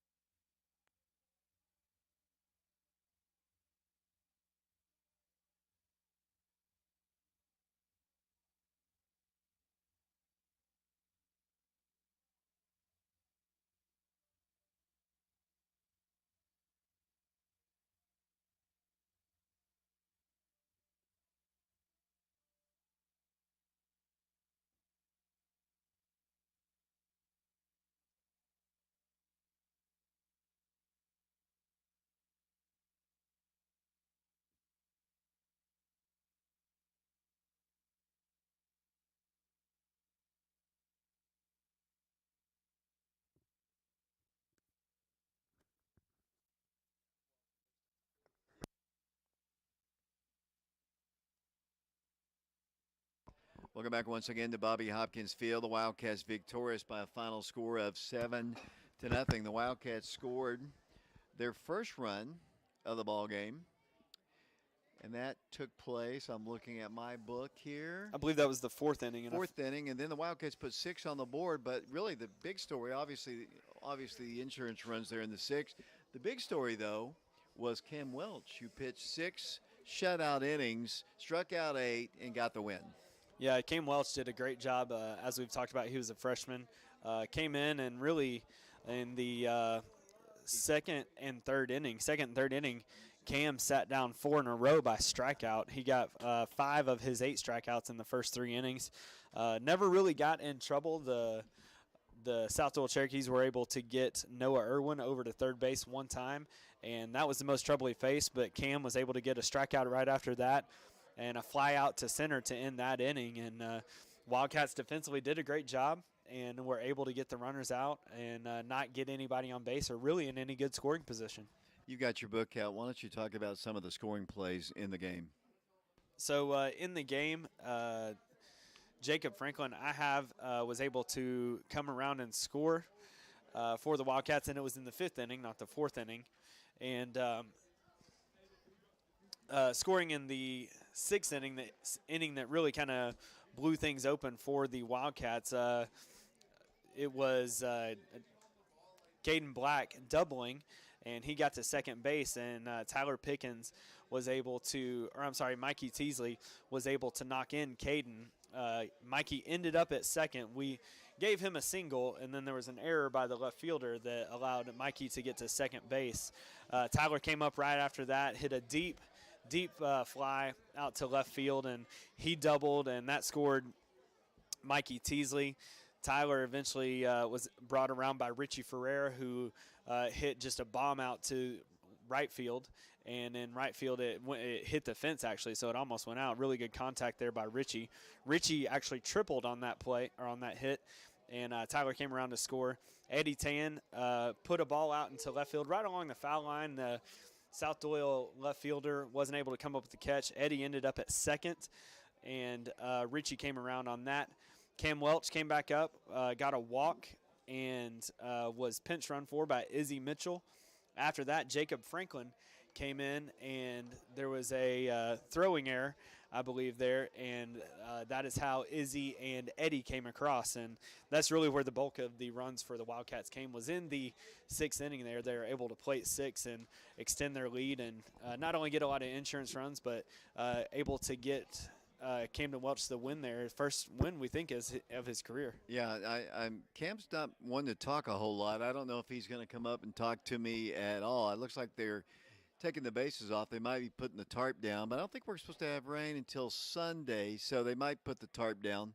And but I'd like to talk to Cam Welch and just kind of pick his brain about his first win and how he feels. I know Coach Free will be up to join us here, but good win for the Wildcats, a bounce-back win after yesterday's game.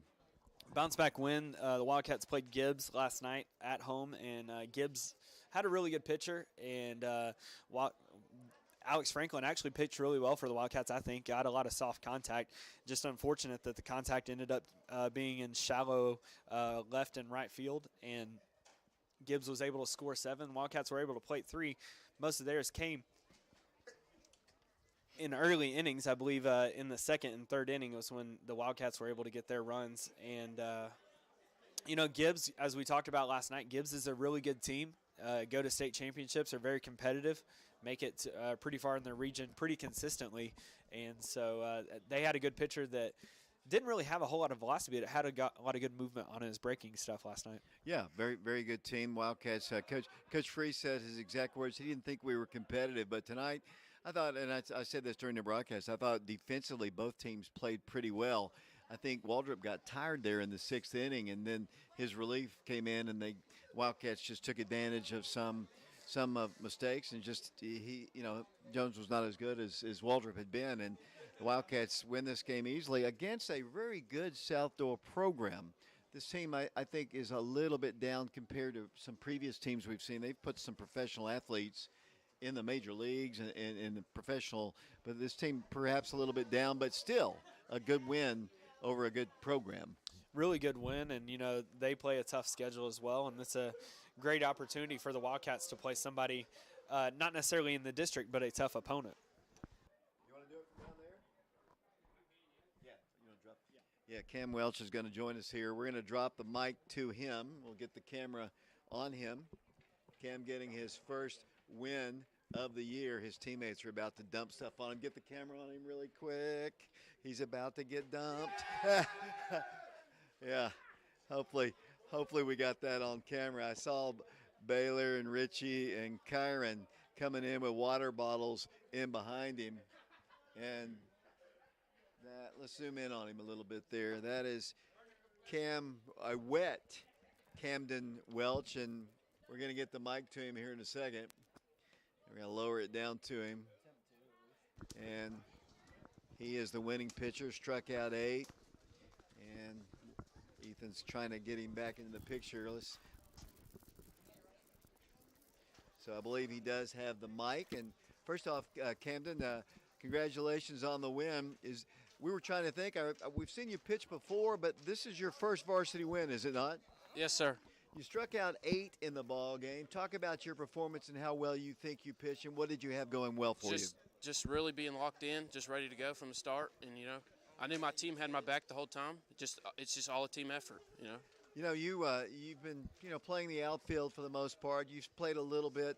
You batted quite a bit this year, but you got a base hit as well. So not only did you get the win, you got a base hit. So it's an all-around good game for you. Yes, sir. Coach Free told me after last night's game that, he didn't think you guys were as competitive as you could be. How important was it to get a bounce-back win like this? It's important for the team, man. We got to go play Carnes, you know. We gotta be district champs, man. We gotta win. Yeah, talk about that and the importance of the ball game against Carnes. It's just we gotta show up and play. Today was good, but Carnes has to be better. You struck out 8. Your breaking pitch really looked good. Is that a curve or is that a slider? What is that? That's supposed to be a curveball, but it's just kind of my own thing. Okay. I was kind of wondering about that. I was going to ask you about that if you came up here. I wasn't sure if you were going to come up. But how's it feel to be a freshman and get your first win? Just unreal, you know. Haven't taken the moment yet. Well, what about throwing it to your catcher's your brother? Yes, so that's sir. got to be kind of cool, too. I knew he had my back, too. You know, we don't talk a lot during the game, but he did his job, and I did mine. Well, Camden, I appreciate the time. Good luck. Congratulations. And Thank we'll you. talk to you again, I'm sure. Thank you. Coach Free is right behind you there. If you'll hand the mic off to him, Ethan, if you'll get Coach Free in the picture. Head coach of the Wildcats. Coach, bounce-back win tonight against a good program. South Doyle's traditionally very good in baseball. Great pitching performance by Camden. Cam, first start as I remember him pitching a little bit at Campbell County, but not a whole lot since that time. Yeah. And he comes out here, strikes out 8, and was really dominant tonight. Dominant. He was great. It was, I've seen him throw since he's been 9 years old, and it just feels like when it's go time, he always finds another gear, and he was great tonight. I don't have any other, but everybody saw it, how good he was and how good he's going to be. And today was I don't know, phenomenal, really. I don't even have words to explain it. It's just great for him and great for our program that he was so good.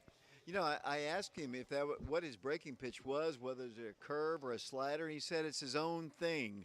That's what he said. He said it's supposed to be a curve, but does he hold it differently? He has two, actually. We call it a curveball, and he has a slider. He has both of them that he uses.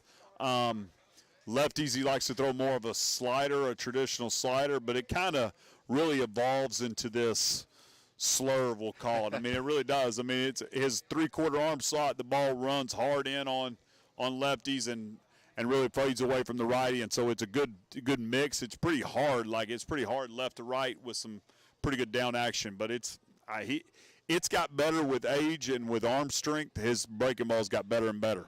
I talked about him pitching great, but what brought the smile to his face was his single, which is kind of unusual. Not unusual for a pitcher, I guess. I was telling our coaches, I said, Cam's like this weird breed, like he's rare, that when he pitches, he's better on offense, he's better all the way around. He's just a better player on those days. And today he was as mentally locked in as I've seen him in a long, long time. He was just so good how he was just – you watch him walk on and off the field. He was in complete control. You watch him on the dugout. He was by himself.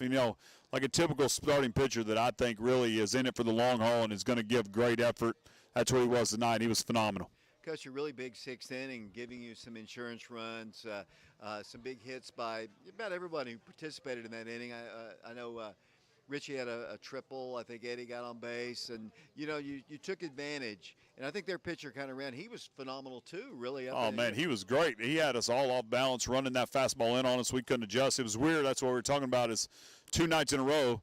Last night, that pitcher kept cutting it away from us. Tonight, the pitcher kept cutting it in on us.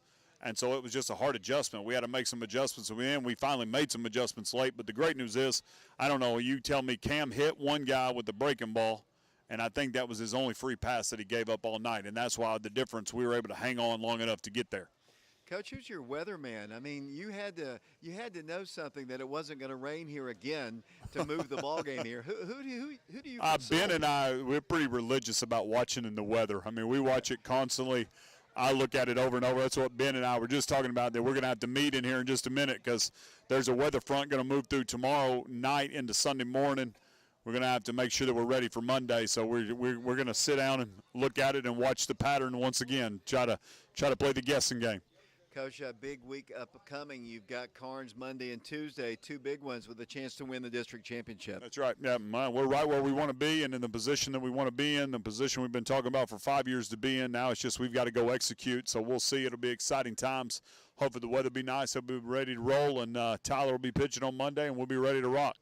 Coach, just your final comments on the win tonight. Huge team win. Great. I'm so excited for Cam and Kyron to be able to pitch and catch with each other, and just how special that was for their family and special it was for both of them, and also just another piece of the puzzle that we're kind of piecing together as we get down the stretch, as we move into late April into May, that our pitching rotation just keeps getting better and better.